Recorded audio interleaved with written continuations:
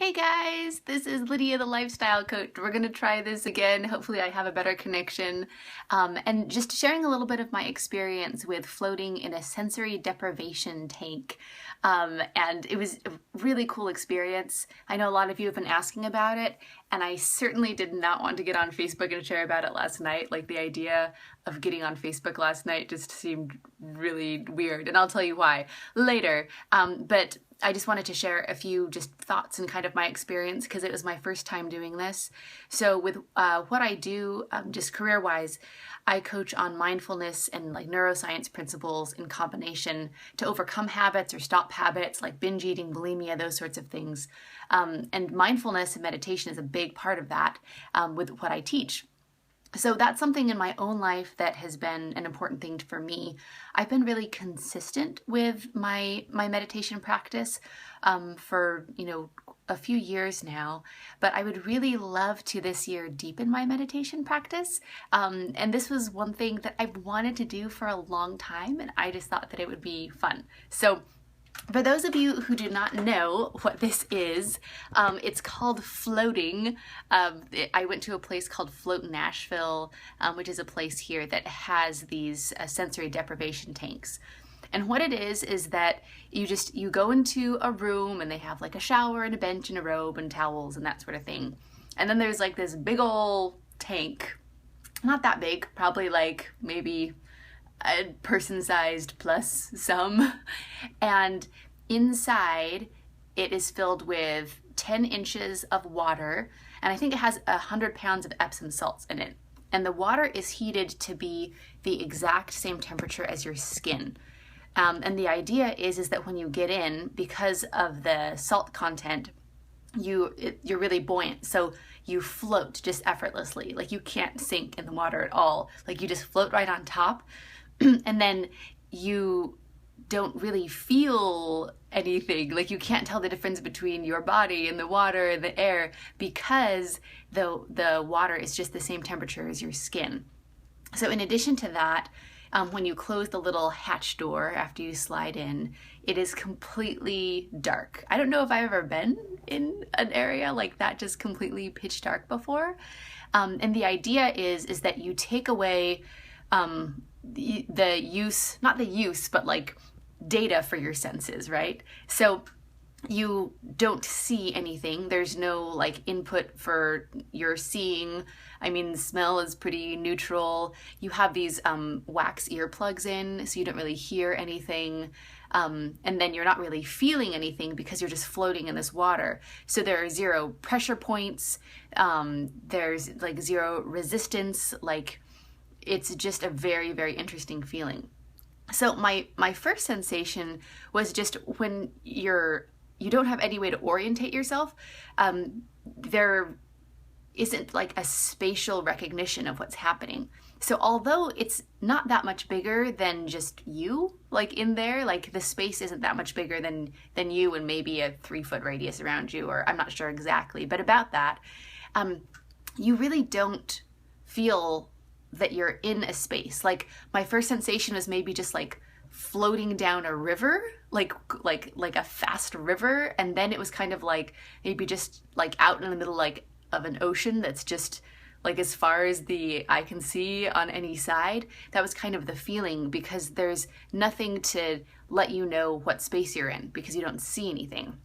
So that was a neat experience, as your senses are just kind of trying to make sense of what's happening. I would like close my eyes and open my eyes and close my eyes and open my eyes, and there was no difference because it was just like so pitch black. So that was the first thing, is like your body's just kind of trying to get used to things. So that was the first thing spatially. I really felt like I could be there forever. Like, there's kind of no sense of time because you don't feel anything passing. It's not like you're sitting somewhere and getting more uncomfortable or anything like that. So there really wasn't a big sense of time either. So I had no idea how long I'd been in there or how long it had been. The only thing, so kind of the first realization that came to me is like the only things that exist in our lives are the things that we have awareness of. Because after a while, I lost the awareness of the rest of my body. And if you guys have any questions, feel free to like type questions if you're wondering about anything. I'm no expert. This is my first time in like this sensory deprivation floating tank. But I'm just telling you my first experience. So then you really do lose sensation of your body, or at least I did. And the only thing that I was aware of was just my nose and my mouth, because I continued to breathe. Like the only thing that you kind of keep track of, that you keep doing, is just the constant inhale and the exhale. Now, I've been practicing meditation, and that's a really kind of basic meditation thing, is you just pay attention to your breath, because it's just kind of this rhythmic thing that you can keep on bringing yourself back to. But that literally seemed to be the only thing that existed. It was just like my breath, just the sensation of my nose and my mouth and a little bit down my throat. And it was that way for a long, long time, just effortless focus to the breathing. So I thought that, oh, it will be good that I've had some experience meditating, so that when I do this, it'll be easier to just, center my thoughts. And, I thought maybe my mind would just start racing or whatever, and you have to kind of bring yourself back. But it really did feel effortless to just bring my attention to my breath. So, hey, Luann, good question. Okay, did you feel claustrophobic? So getting in there, I'm not claustrophobic, so I don't want to speak to anyone's experience. So I don't want to like suggest it if you think that it wouldn't be a fun thing for you. But I can understand, like, when you're first looking into the tank before you get in, you're like, oh, that's a really tight, dark space, and now I'm closing the door. And like, it might feel a little strange, especially if you're afraid of small places or whatever. But then once you're in there, it doesn't, like the minute that you close the door and it's dark and you don't feel anything because you're just floating, it doesn't feel like you're in a tight space at all. Like, it feels like you're in this humongous, expansive space. So I don't know if that would help if you are claustrophobic for that feeling, but I didn't feel enclosed at all, because there's nothing telling your senses that you're enclosed. So hopefully that answered your question. But, oh, okay, yeah, good question, Michelle. So asking, like, is it expensive? How long are you in it? So I was in there for 90 minutes. That's how long I think the standard float is at Float Nashville. So an hour and a half, and yeah, really simple. You just shower before you get in. You shower when you get out to get all the salt off. And it was $74, I believe. There, like, if you get a pack of 3, I think it's less. There are people with monthly memberships. I just wanted to try it. So it's not like oh, let's go do this cheap thing for fun. Like, it is kind of an investment, but just my personal philosophy of money is spend money on experiences, because I really feel like that's a huge part of life, is to have different experiences. And I've never done this before. So for me, like, I thought it was a really fun thing. And it was my birthday. It was the day after. I tried to do it on my birthday, but they weren't available. So I just did it the day after. So it was like another, I guess, birthday gift to myself. So anyway, it was really fun. I mean, I've done hour-long meditations. That's not a super rare thing for me, but I've never done sensory deprivation floating, and I've never done an hour and a half, which is a long time. So, but you lose track of time, and I'll talk a little bit more about that. So just the focus on your breathing, it's like the only thing that exists. And you just focus right on that. So they talk about like theta waves in your brain. There's alpha, beta, theta, depending on how deep your meditation is. I haven't thoroughly researched all the claims. There's a whole lot of claims around floating. I don't know how many of them are backed up by research. I wouldn't want to make any claims here, but I can definitely tell you just the benefits of mindfulness and meditation, because you're taking all your sensory awareness away, so that focus on just the only thing that's really happening, which is your breathing, is a cool thing. And it was much simpler than I thought it was going to be. And then there was just this really long, oh, thanks, Luann, about the happy birthday. I appreciate that. So then there was just this long space of time where I just listened to the wind. Like, I just listened to the wind and listened. Like, I have no idea how long that went on. And then it came to my awareness that that wasn't the wind. That was like my own breathing. So there was a long space of time where I didn't only lose awareness of my body, but that, like, I lost awareness of it all. I was literally just hearing my breathing or the wind, and it was just the sound of my breathing underwater. So that was really interesting as well. After a long while, I'm guessing it was probably about an hour, I had just noticed like, oh, it's been a really long time and this has been cool. And it was just like a whole lot of wonderful nothing, which I really enjoy, getting to that place in meditation. And I just started to experiment a little bit, which was fun. So I started, like, I would, first of all, I brought back awareness to like my body. So like I contracted the muscles of my right leg, and it was so crazy because like you're floating, so there's no sort of recognition because there's no sort of weight or pressure or anything. So I didn't feel the rest of my body. So when I contracted the muscles in my leg, it was like my leg appeared. It was like, whoa, like I've got a leg down there. I know this sounds weird. I'm just trying to explain it. But it like appeared out of nowhere because all of a sudden I had something to like sense that there was something there. So really, like, if it's outside of our awareness, you guys, like, it doesn't impact you. We find this a lot with our thoughts, like the principles that I teach, like the thoughts that you're not aware of, they impact your life, but if you're not aware of them, you really can't do anything. You can't change anything about them. So like awareness is a really, really interesting thing. So I started playing with things like that. And then I realized like, okay, I have a body, and I'm like, oh yeah, I have legs, I have arms. And then after a long while, I'm like, oh, I have hair.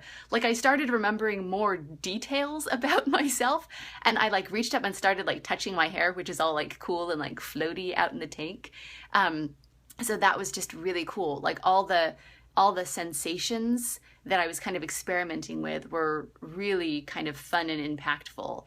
And it's interesting how you see things in your mind's eye, even when you can't physically see anything. Like it's funny because I can see the image in my mind of my hair that I was touching, but I didn't ever see my hair because I was in complete darkness.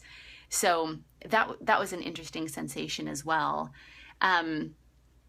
So let's see, what else? If you guys have any more questions, let me know. My experience just while I was in the tank was like my breathing was the only thing that was there. And it's interesting because you can obviously still think of stuff. So like I would think of like memories or things on the outside world, and they all just seemed like a dream. Like nothing really seemed real. Like the things that were real seemed almost just imagined as something that I would imagine. And then when I got out of the tank, it was interesting how quickly, like they have a little red light that's always outside so it doesn't shock your eyes, but you're getting out, and then all of a sudden you're seeing shapes and that sort of thing. And it's amazing how your brain just picks right back up on those senses. Like it just picks right back up on like, oh, now I'm seeing things. There isn't like a getting used to it period. But for the rest of the day, I got out, I had some tea, I just relaxed a little bit. And as I looked at things, our brains see a group of shapes and colors and they put it together. Like, oh, that's a chair, oh, that's a lamp, oh, that's a desk. And I felt like my mind did that less when I got out. Like I was sitting there in the room and I just saw like some markers, and I'm like, I noticed the colors and I noticed the shapes, I noticed all the lines.